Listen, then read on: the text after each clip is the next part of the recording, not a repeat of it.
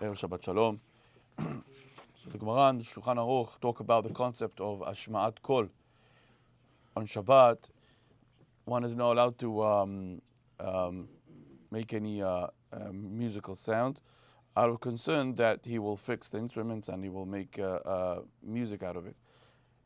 And he will fix it, and you're not allowed to fix on Shabbat. Okay?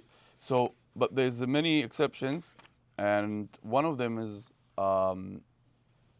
the ring, the metal, the ring that people have on the door. For the most part, the hotels have it, that instead of knocking with your finger, you can just knock with this ring, called a ring, on the door. So is it mutar or not? The Agur says that you're not allowed to do it. Also, the same concern, maybe you're going to fix Klei Zemer.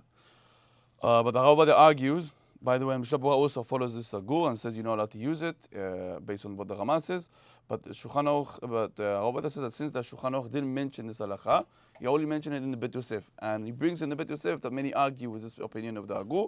Therefore, one is allowed to do it. It makes sense. One is allowed to do it based on Rav Ovadia, and he's allowed to knock on the door with this ring.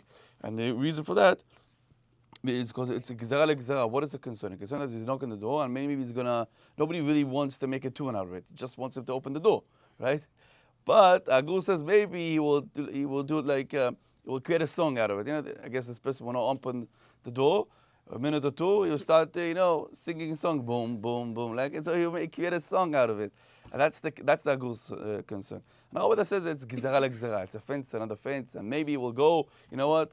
It's a beautiful song. Let me go down and fix some a piano or something. Yeah, it's too far of a concern, and that's why Rabbi says, and many others says it's mutar to do it on Shabbat.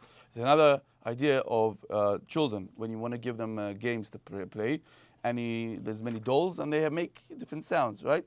So Rabbi also says that's also mutar because the children will play with it even if it's not working, because the children are playing it for the sake of for the doll.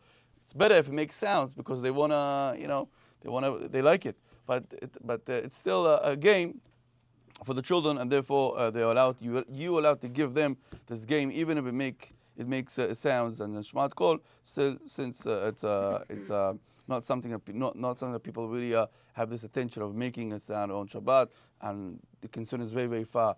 Maybe one will go and fix instruments on Shabbat. That's of course not a concern in those specific cases.